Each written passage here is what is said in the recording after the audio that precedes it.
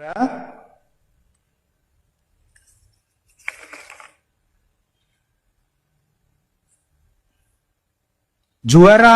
dari Provinsi Banten. Komentar gila Presiden FIFA. Coreng nama Indonesia di kancah dunia. Drawing Liga 4 jadi sorotan tajam dunia internasional. Begini faktanya.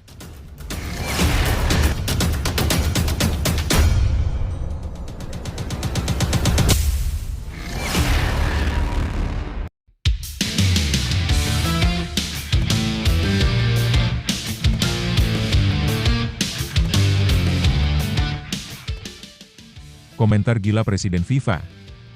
Coreng nama Indonesia di kancah dunia. Drawing Liga 4 jadi sorotan tajam dunia internasional. Sungguh sangat miris. Di saat euforia kegembiraan publik tanah air sedang tinggi-tingginya karena prestasi timnas Indonesia sedang di puncak kejayaan, dunia sepak bola Indonesia kembali tercoreng di kancah internasional. Tapi, Mimin minta tolong tonton video ini sampai selesai, agar tidak ada kesalahpahaman yang terjadi. Dan tak bosan-bosan juga, tolong like dan share video ini ke media sosial kalian agar semua orang tahu apa yang sedang terjadi.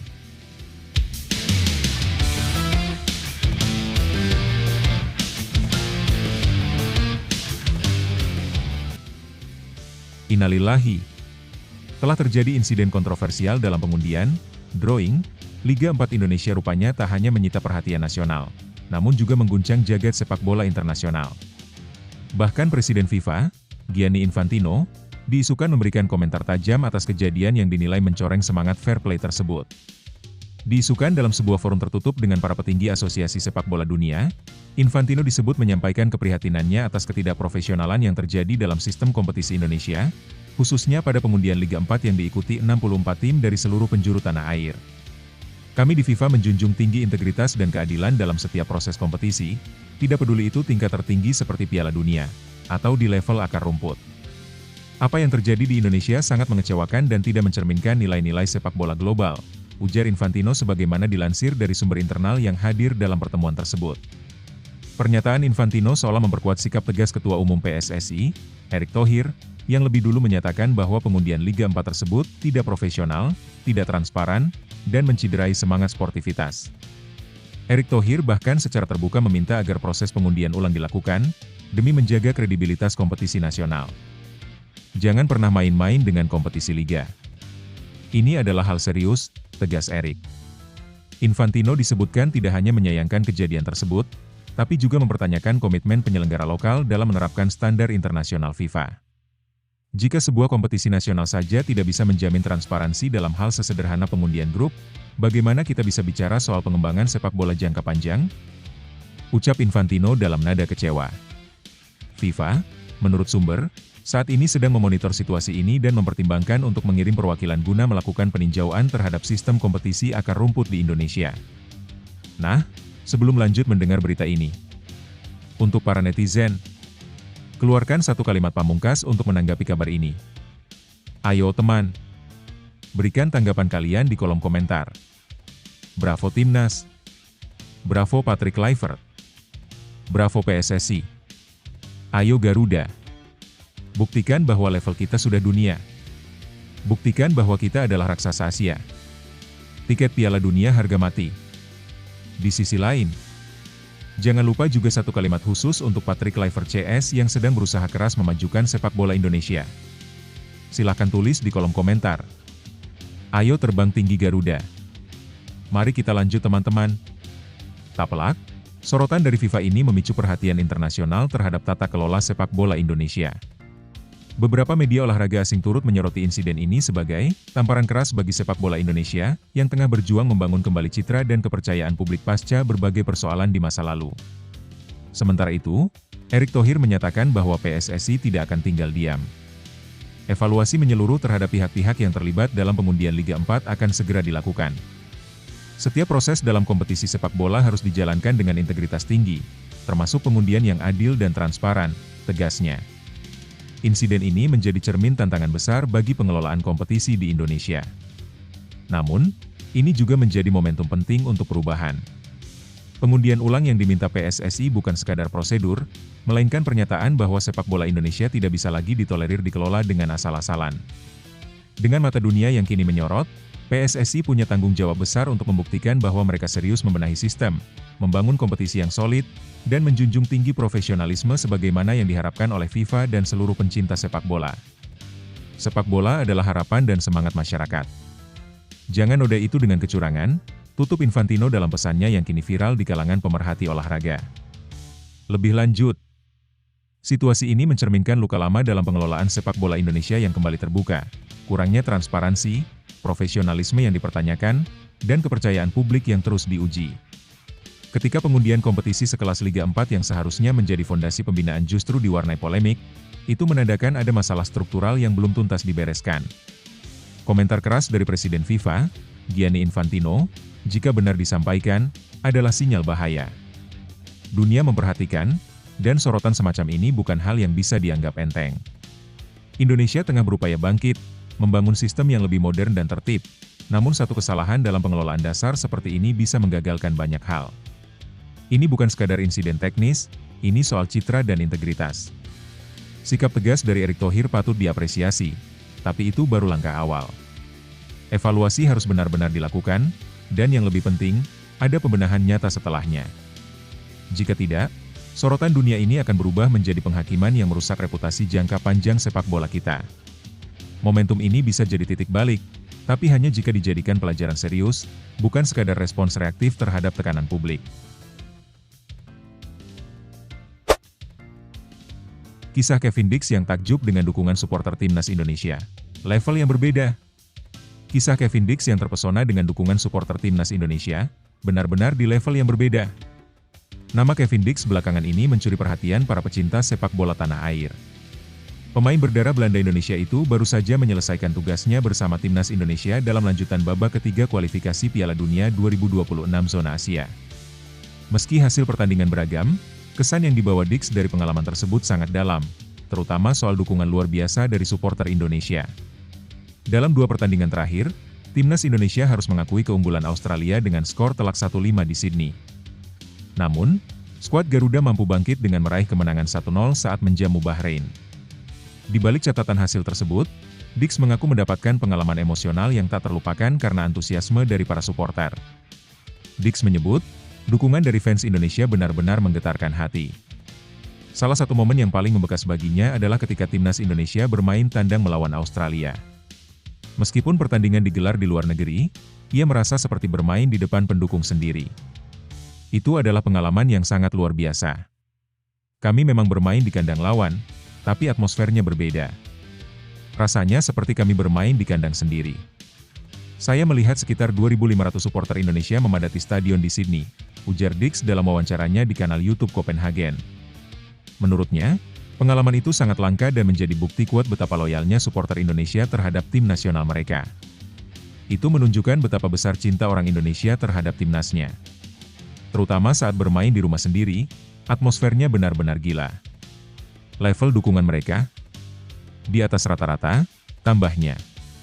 Tidak berhenti di stadion saja, sambutan hangat dan penuh cinta juga dirasakan Kevin Dix di luar lapangan.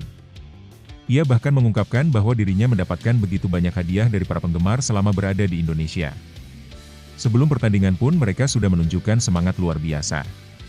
Ada yang membuat spanduk, ada yang datang langsung ke hotel, bahkan membawa hadiah. Itu membuat saya merasa sangat dihargai dan diterima, ujarnya. Dix mengaku bahwa kepulangannya ke Eropa usai membela timnas Indonesia kali ini terasa berbeda. Ia membawa lebih dari sekadar kenangan, tapi juga koper penuh hadiah dari para penggemar. Saya kembali ke Copenhagen dengan 1 koper penuh hadiah. Dari jersey, makanan khas, sampai surat-surat dari fans. Semua itu sangat menyentuh hati saya, ungkapnya sambil tertawa. Setelah 2 laga berat di bulan Maret, perjalanan timnas Indonesia belum selesai. Pada bulan Juni mendatang, Garuda akan menghadapi 2 lawan tangguh sekaligus, Cina dan Jepang. 2 pertandingan ini krusial, karena hasilnya akan menentukan apakah Indonesia bisa lolos langsung ke Piala Dunia 2026 atau harus melalui jalur playoff di babak keempat.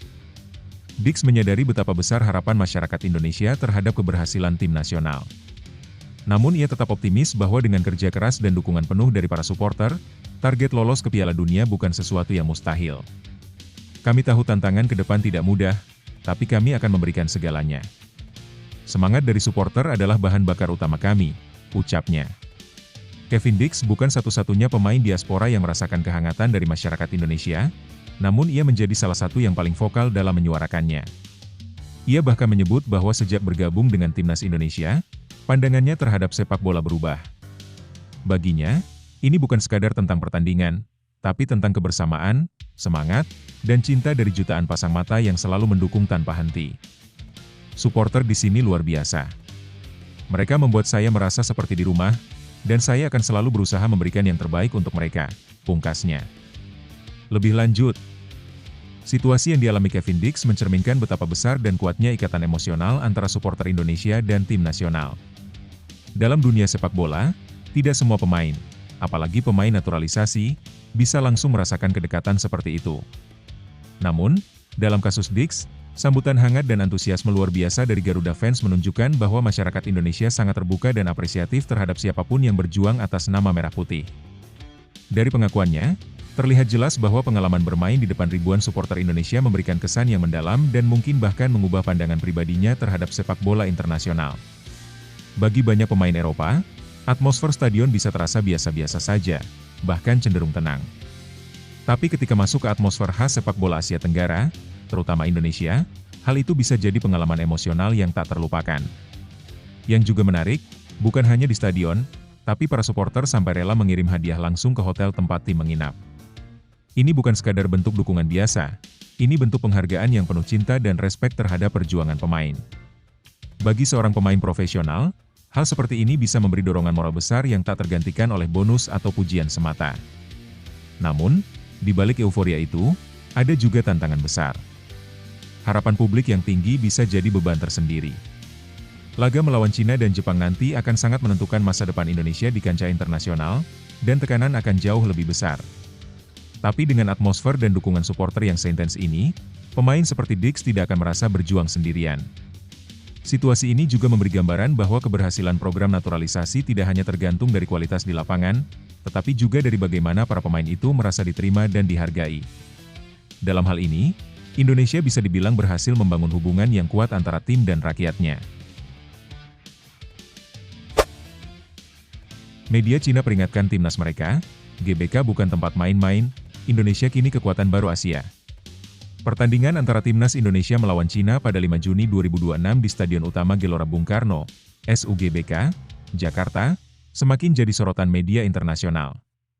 Duel ini bukan hanya soal posisi di klasemen, tapi juga soal harga diri dan langkah penting menuju Piala Dunia 2026. Saat ini, timnas Cina berada di posisi terbawah grup C, dalam situasi kritis. Tidak ada lagi ruang untuk kesalahan. Hanya kemenangan di Jakarta yang bisa memperpanjang napas mereka dalam perburuan tiket ke babak selanjutnya. Berbekal kemenangan 2-1 atas Indonesia pada pertemuan sebelumnya di bulan Oktober 2024, skuad Tiongkok datang dengan harapan mengulang hasil manis. Namun, media asal negara mereka sendiri justru menunjukkan kewaspadaan tinggi. Situs berita ternama dari Cina, 163.com, menyebut Indonesia kini layak dijuluki naga kandang karena penampilan luar biasa setiap kali bermain di GBK. Dalam analisisnya, media itu menyoroti atmosfer stadion yang dipenuhi puluhan ribu pendukung Garuda sebagai salah satu senjata tersulit yang harus dihadapi tim tamu. Meskipun kalah dari Jepang, mereka mampu mengalahkan Arab Saudi dan menahan imbang Australia. GBK adalah kandang yang kejam bagi lawan, tulis 163.com. Fakta di lapangan memang mendukung pernyataan itu. Dalam laga kandang sebelumnya, Indonesia sukses menekuk Arab Saudi 2-0, menahan imbang Australia 0-0, dan terakhir menumbangkan Bahrain 1-0. GBK pun kini dianggap sebagai salah satu stadion paling angker di babak ketiga kualifikasi Piala Dunia Zona Asia. Di bawah arahan pelatih baru Patrick Kluivert, Indonesia tampil lebih disiplin dan taktis. Kemenangan atas Bahrain menunjukkan perkembangan positif dalam skema permainan Garuda. Kini dengan persiapan yang lebih matang dan kekompakan yang terjaga, skuad Merah Putih siap menantang Tiongkok. Laga ini menjadi momentum penting bukan hanya untuk membalas kekalahan sebelumnya, tapi juga untuk memperkuat posisi di klasemen. Indonesia kini berada di posisi keempat dengan 9 poin, hanya terpaut tipis dari Cina dan Arab Saudi. Kemenangan akan menjadi modal besar menghadapi pertandingan terakhir melawan Jepang, partai hidup mati yang sudah pasti syarat tensi. Satu hal yang jelas, di GBK, Garuda tidak pernah terbang sendirian. Puluhan ribu supporter akan jadi bahan bakar semangat, sekaligus mimpi buruk bagi siapapun yang datang menantang. Lebih lanjut, situasi ini menunjukkan bagaimana perubahan besar dalam performa timnas Indonesia mulai diakui oleh media asing, termasuk dari negara pesaing seperti Cina. Julukan, Naga Kandang, bukan sekadar pujian, tapi bentuk pengakuan bahwa Indonesia kini punya kekuatan baru yang tidak bisa dianggap enteng, apalagi saat bermain di kandang sendiri yang punya atmosfer luar biasa. GBK telah menjelma jadi simbol kebangkitan sepak bola nasional. Ribuan supporter yang selalu hadir bukan hanya menciptakan tekanan bagi lawan, tapi juga menyuntikkan semangat luar biasa bagi pemain Indonesia. Dalam sepak bola, energi dari penonton bisa jadi faktor pembeda yang menentukan hasil pertandingan, dan Indonesia sudah membuktikan itu dalam beberapa laga penting terakhir. Perubahan strategi di bawah Patrick Kluivert juga memberi nuansa berbeda. Indonesia kini tampil lebih tenang, terstruktur, dan percaya diri. Performa seperti saat melawan Arab Saudi dan Australia memberi sinyal bahwa Garuda bukan hanya jago kandang secara atmosfer, tapi juga sudah matang secara permainan. Di sisi lain, ketakutan media Cina adalah cerminan bahwa mereka sadar timnya akan menghadapi tantangan berat. Bukan lagi sekadar pertandingan biasa, tapi laga yang bisa menentukan nasib dan mungkin akan meninggalkan luka yang dalam jika gagal. Dan menariknya, kekhawatiran ini justru datang dari dalam negeri mereka sendiri. Ini menunjukkan bahwa dalam dunia sepak bola, terutama di level Asia, peta kekuatan mulai berubah. Indonesia bukan lagi kuda hitam. Mereka sudah duduk di meja yang sama dengan para raksasa. Tinggal bagaimana konsistensi dijaga dan momentum ini dimaksimalkan. Kalau ada satu hal yang bisa kita pelajari dari situasi ini, adalah bahwa kerja keras, keyakinan, dan semangat yang tak pernah padam bisa mengubah segalanya. Dulu timnas Indonesia sering dipandang sebelah mata. Kini, bahkan media asing pun mulai gentar. Perubahan itu bukan datang tiba-tiba. Itu hasil dari proses panjang, dari jatuh bangun, dari rasa sakit karena kalah, hingga bangkit dengan kepala tegak. Kita bisa mengambil pelajaran, jangan pernah remehkan potensi diri sendiri. Saat kamu konsisten, terus belajar, dan gak takut gagal, waktumu akan datang. Mungkin tidak hari ini, tapi pasti akan datang. Dan ketika saat itu tiba, dunia akan mulai memperhatikan, bahkan dari mereka yang dulu meragukanmu. Jadi, teruslah melangkah, meski perlahan. Kemenangan besar selalu dimulai dari keberanian untuk mencoba. Kamu gak harus sempurna, cukup terus bergerak maju, dan biarkan semesta menyaksikan perubahanmu. Jai Itzes jadi incaran klub legendaris Italia jika Venezia terdegradasi. Kapten timnas Indonesia yang juga membela Venezia, Jai Itzes, dikabarkan menjadi incaran serius salah satu klub bersejarah Serie A, yaitu Genoa, apabila timnya saat ini terdegradasi ke Serie B. Informasi ini dilaporkan oleh media olahraga ternama asal Italia, Tutto Mercato Web. Dalam laporannya, Genoa tengah menyusun daftar transfer untuk musim panas 2025 dan memasukkan dua pemain Venezia, Jai Itzes dan Hans Nicolosi Caviglia. Meski Genoa saat ini tengah menghadapi kendala keuangan dan berencana melepas beberapa pemain seperti Conny de Winter dan Morten Vriendrup bila ada tawaran yang sesuai, mereka tetap memantau peluang untuk merekrut Itzes. Peluang Genoa untuk mendapatkan Jai terbuka lebar jika Venezia, yang kini berada di posisi ke-19 klasemen sementara Serie A dengan 21 poin, gagal bertahan di kasta tertinggi Liga Italia. Dengan potensi degradasi Venezia, harga pasaran Jai Itzes kemungkinan besar akan turun, sehingga bisa lebih mudah dijangkau oleh klub peminat. Saat ini, kontrak pemain berusia 24 tahun tersebut bersama Venezia masih berlaku hingga Juni 2027 dengan nilai pasar sekitar 5,4 juta euro atau sekitar 87 miliar rupiah. Genoa sudah mengincar Jai Itzes dan Hans Nicolosi Caviglia dari Venezia, dan siap mendatangkan keduanya bila Venezia turun kasta, tulis Tutto Mercato Web. Genoa sendiri merupakan klub tua dengan sejarah panjang di Liga Italia. Mereka telah meraih 9 gelar juara Liga, meski terakhir kali meraihnya lebih dari 1 abad lalu. Selain Genoa, sejumlah klub papan atas Italia lainnya juga menaruh minat terhadap Jai Itzes. Laporan dari Calcio Mercato menyebutkan bahwa performa Jai mengundang perhatian AC Milan, Napoli, dan Inter Milan. Bahkan, pencari bakat dari Inter Milan dikabarkan hadir langsung di pertandingan Lecce versus Venezia untuk memantau langsung penampilannya. Penampilan Jai Itzes dalam beberapa bulan terakhir sangat mencolok, hingga menarik perhatian klub-klub besar seperti AC Milan dan Napoli, tulis Calcio Mercato. Sepanjang musim ini, Jai telah tampil dalam 30 pertandingan dan mencetak 2 gol di berbagai kompetisi bersama Venezia. Konsistensinya sebagai bek tengah sekaligus kapten tim menjadikannya sebagai salah satu pemain Indonesia yang kini paling diperhitungkan di Eropa. Dengan banyaknya klub peminat, masa depan Jai Idzes menjadi sorotan. Apakah dia akan tetap bertahan di Venezia, atau hijrah ke klub yang lebih besar di Italia? Kita nantikan saja langkah berikutnya dari sang kapten Garuda. Lebih lanjut, situasi ini cukup menarik karena memperlihatkan bagaimana performa Jai Idzes tidak hanya dihargai oleh publik Indonesia, tapi juga mulai mendapat pengakuan serius di Eropa. Ketertarikan klub-klub besar seperti Genoa, bahkan Inter Milan dan AC Milan, menjadi bukti bahwa kualitas Jai memang layak diperhitungkan di level tertinggi. Namun, kondisi Venezia yang terancam degradasi bisa jadi pedang bermata dua. Di satu sisi, harga Jai kemungkinan akan turun, membuatnya lebih terjangkau bagi klub-klub peminat. Di sisi lain, jika Venezia benar-benar terdegradasi dan tidak ada kepastian transfer, Jai bisa saja terjebak di kompetisi kasta kedua, yang mungkin akan menghambat perkembangan karirnya. Genoa bisa menjadi pilihan menarik karena statusnya sebagai klub legendaris dengan sejarah panjang di Serie A. Meskipun saat ini mereka tengah dilanda masalah finansial, minat mereka terhadap Jai menandakan bahwa pemain ini dinilai sebagai aset potensial jangka panjang. Yang jelas, minat banyak klub terhadap Jai adalah kabar baik bagi timnas Indonesia. Semakin tinggi level kompetisi yang dia hadapi di klub, semakin besar pula kontribusinya untuk skuad Garuda. Sekarang tinggal bagaimana Jai dan manajemennya memilih jalan terbaik untuk masa depannya. Perjalanan Jai Idzes jadi bukti bahwa kerja keras, konsistensi, dan keyakinan pada kemampuan diri bisa membuka pintu ke panggung yang lebih besar. Dari pemain muda sampai jadi kapten timnas dan dilirik klub-klub top Eropa, itu bukan keberuntungan, tapi hasil dari dedikasi dan semangat yang tak pernah padam. Buat kamu yang sedang berjuang, ingat, setiap langkah kecil yang kamu ambil hari ini adalah fondasi untuk lompatan besar esok hari. Jangan pernah meremehkan proses. Teruslah belajar, terus berkembang, dan jangan takut gagal.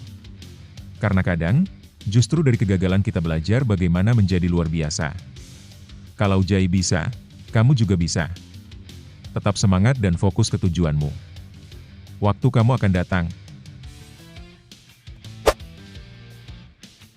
Pelatih Timnas Indonesia U17, Nova Arianto, ingatkan pemain tetap fokus usai lolos ke Piala Dunia U17 2025. Pelatih Timnas Indonesia U17, Nova Arianto, memberikan peringatan kepada para pemainnya untuk tetap menjaga fokus meskipun telah berhasil memastikan diri lolos ke Piala Dunia U17 2025.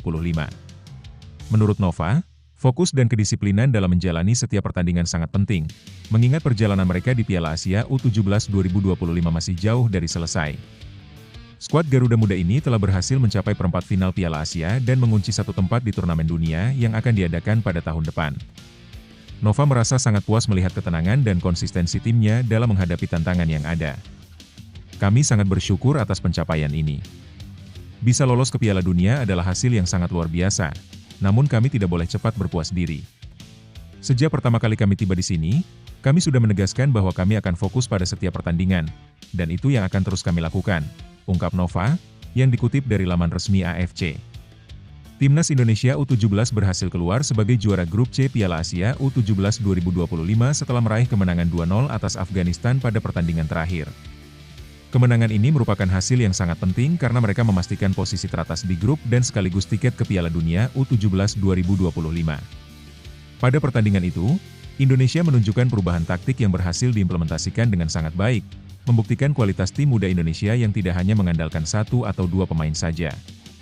Dalam pertandingan melawan Afghanistan, beberapa pemain cadangan seperti Fadli Alberto, Zahabi Goli, dan Aldian Syah Taher tampil dengan peran yang sangat signifikan. Aldian Syah Taher, yang masuk sebagai pemain pengganti, berhasil menciptakan dua assist yang sangat krusial, yang pertama untuk Fadli Alberto dan yang kedua untuk Zahabi Goli, yang akhirnya memastikan kemenangan Indonesia dengan skor 2-0. Sebelumnya, Indonesia juga meraih kemenangan atas Korea Selatan dan Yaman dalam pertandingan yang sangat menentukan. Setelah memastikan tempat di perempat final, Nova memutuskan untuk merotasi para pemainnya. Pada laga melawan Afghanistan, ia membuat 7 perubahan pada susunan pemain dibandingkan dengan pertandingan sebelumnya melawan Yaman, di mana Indonesia menang telak 4-1. Pemain-pemain seperti Dava Zaidan, Putu Ekayana, Ida Bagus Pramana, Fandi Ahmad, Ilham Romadona, Raffi Rashik, dan Jo Solong mendapat kesempatan untuk bermain sebagai starter untuk pertama kalinya di Piala Asia U17 2025. Hal ini menunjukkan kedalaman skuad timnas U17 Indonesia yang cukup baik, dan memberikan kesempatan bagi pemain muda lainnya untuk tampil. Meski tidak mencetak gol di babak pertama, Indonesia tetap menunjukkan semangat juang yang tinggi. Afghanistan, yang berusaha untuk mencari kemenangan penghibur, berhasil menahan Indonesia hingga waktu tambahan. Namun, pada menit-menit terakhir, Aldiansyah Taher memberikan assist kepada Fadli yang memecah kebuntuan. Kemudian, Zahabi Goli memastikan kemenangan dengan gol penutup yang sangat tenang, membuat Indonesia menang 2-0. Usai pertandingan, Nova menegaskan bahwa timnya tidak boleh terjebak dalam euforia keberhasilan lolos ke Piala Dunia. Kami tidak ingin terfokus pada kenyataan bahwa kami sudah lolos ke Piala Dunia atau bahwa kami telah menjadi juara grup. Itu bukan hal yang terlalu penting untuk saya pikirkan. Saya selalu mengingatkan para pemain untuk tetap fokus, pertandingan demi pertandingan. Kami harus menjaga konsentrasi dan tetap bekerja keras di setiap laga, kata Nova dengan tegas.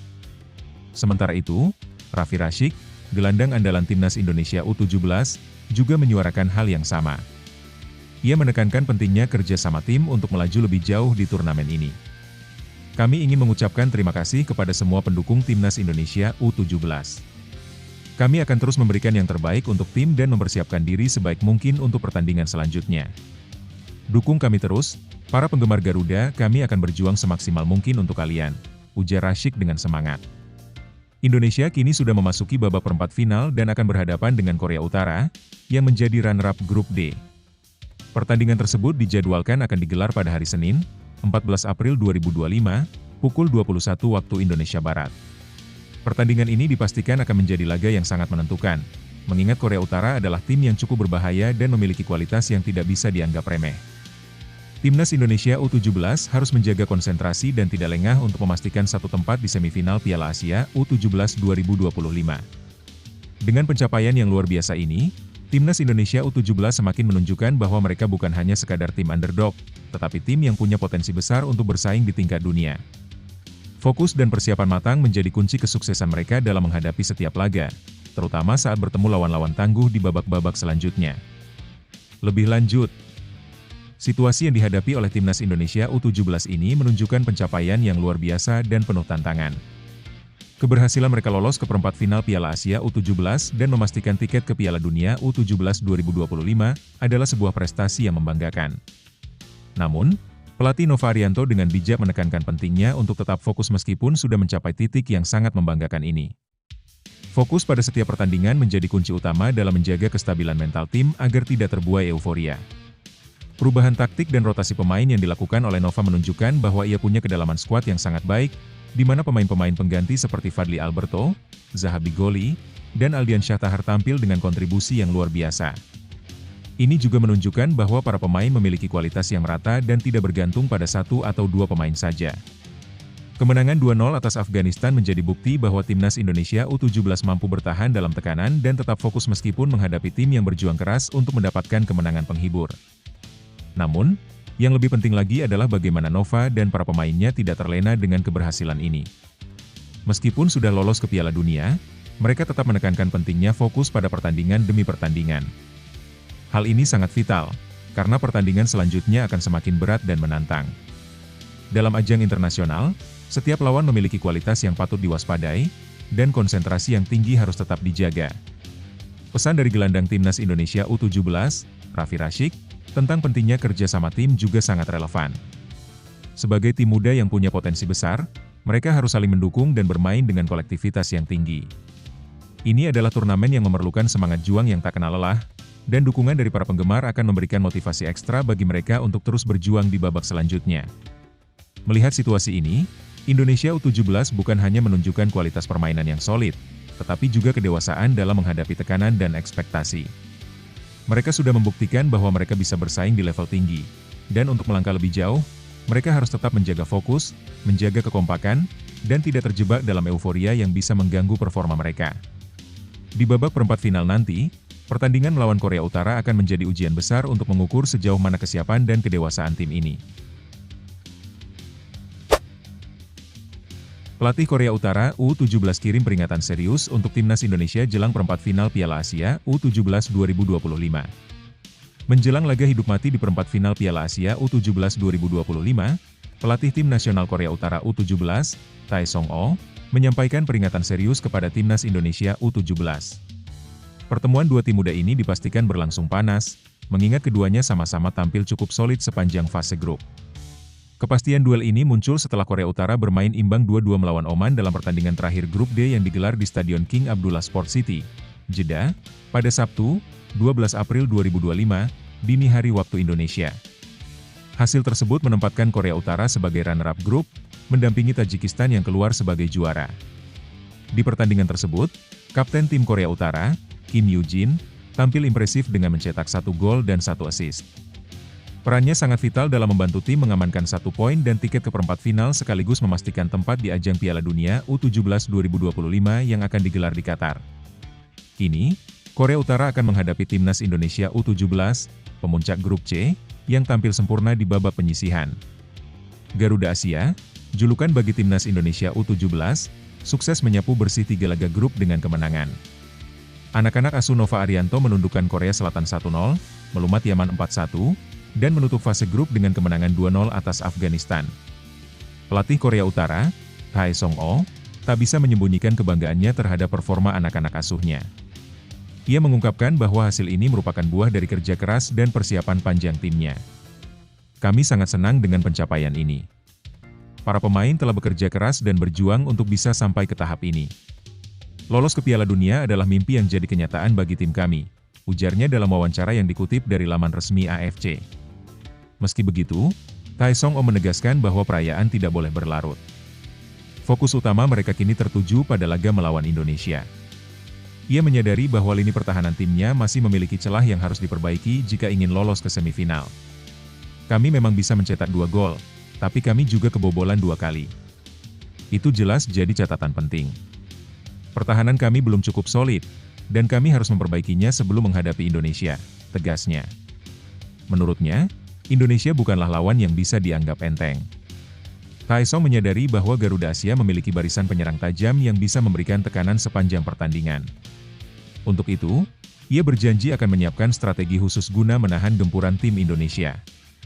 Indonesia tim yang terorganisir dan penuh semangat. Mereka punya kecepatan dan kekuatan fisik yang bagus.